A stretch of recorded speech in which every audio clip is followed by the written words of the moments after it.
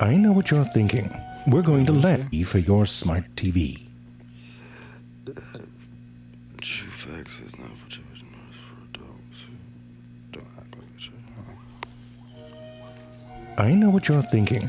We're going to laugh at that monkey, aren't we? And yes, we certainly are. But you should know the monkeys are laughing right back at you. What with your little floppy, well, we'll get to that. But first, let me tell you about these monkeys. This is the proboscis monkey, which has a very unusual feat. Alright, it has a big nose. Like rest on your chin, you could teabag yourself sort of nose. It is out of proportion compared to our proportions. Crazy. I ain't gonna lie, that shit just flop. That motherfucker just flopping all over. That motherfucker just flopping. Like, look at it.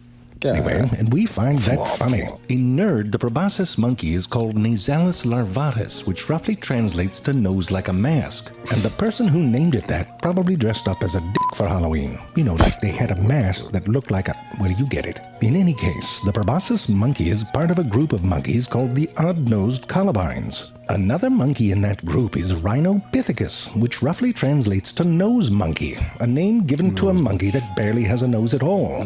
This snub-nosed monkey can look a bit like it snorted lots of cocaine through a pair of scissors, but it's not a nut nose, though. From the side, you can see it's just very small and upturned.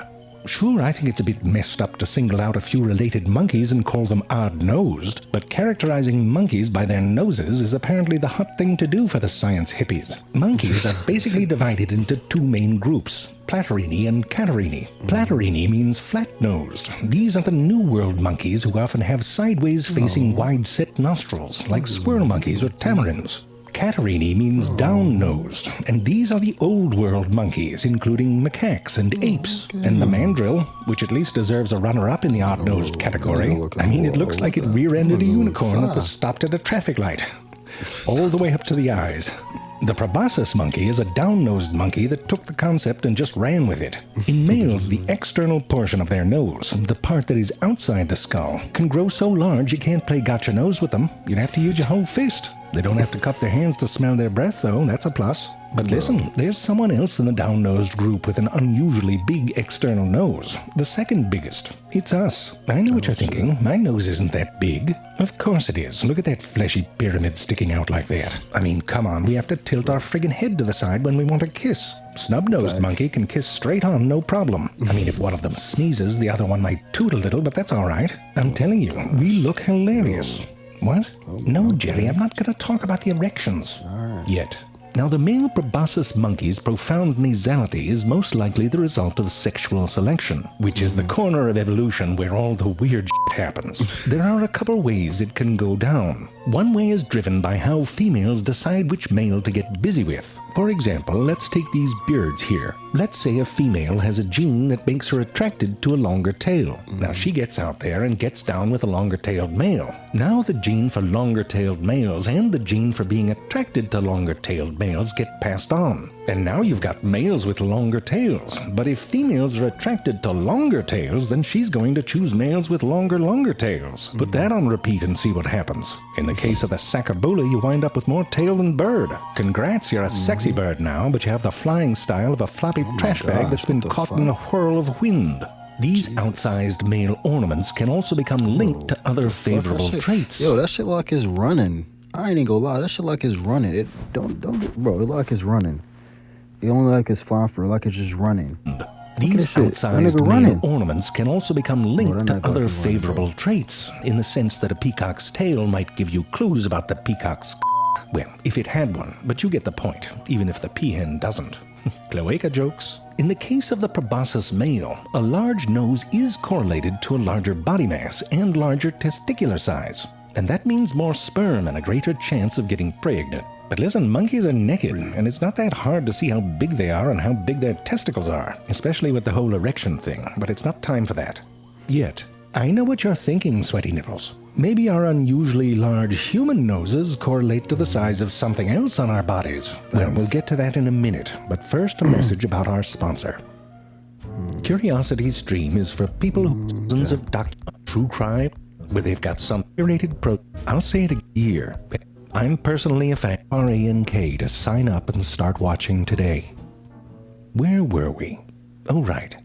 is it was a study in checking out bit. Well, let me tell you, size of our nose related to the size of another sticking out bit. Well, let me tell you, just last year there was a study in Japan where the science hippies took a bunch of dead people, pretty sure they were dead already, and what they did was measure their noses and then compared that to their SPL, or stretched penis length, which is apparently some sort of standard way of measuring a penis. News to me, I've been doing it all wrong. And what they found were that the two measurements were highly related. A bigger nose meant a bigger SPL. Now that's not to suggest that our noses are the product of female choice sexual selection.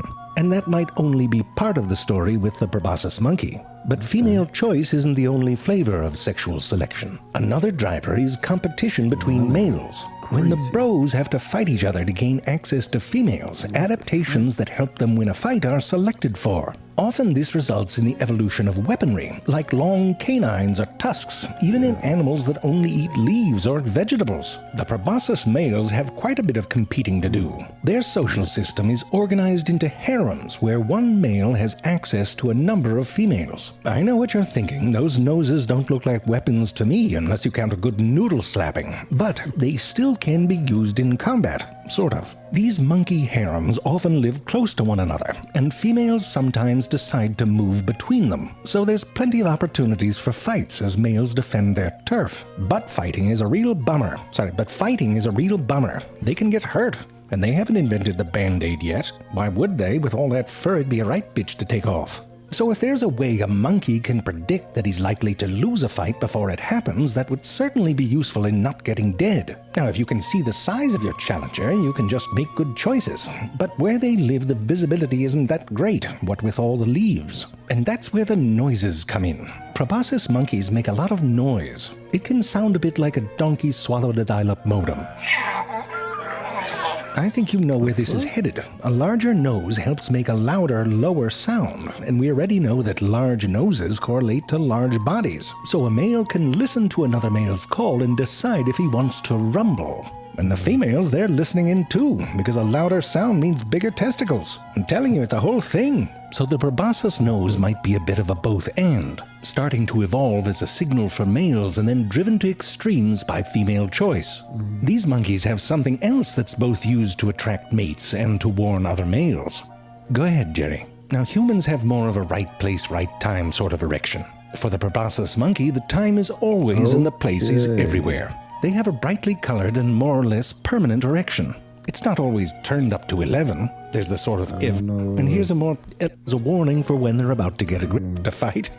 And I know what you're going to say. I read somewhere that the human male genitalia is proportionately larger than what the apes and the monkeys are carrying about. That is like the most human thing to think. It's like how everybody says their hometown has the best drinking water. It's bullshit. The researcher Alan Dixon, son of Dick, so you know he's for real, he looked into it and found that humans are pretty unremarkable and average down there. But what about our big noses? There must be something special there. Well, no surprise, the science hippies can't even agree on it. One idea was that when we moved to colder places, bigger noses were better at warming and moistening the air. That one's refuted. Not just futed, they futed it again. There's another idea that our big noses gave us stereo smell for navigation. Not refuted, yet. And then there's the simple idea that it's just the byproduct of our bigger brains. As our skulls got bigger, our faces flattened, leaving our nose out there like a little flesh island. So just remember, if you want to laugh at a monkey with a big nose and a funny-looking penis, call up a friend and get naked. It's a hell of a lot cheaper than going to Borneo.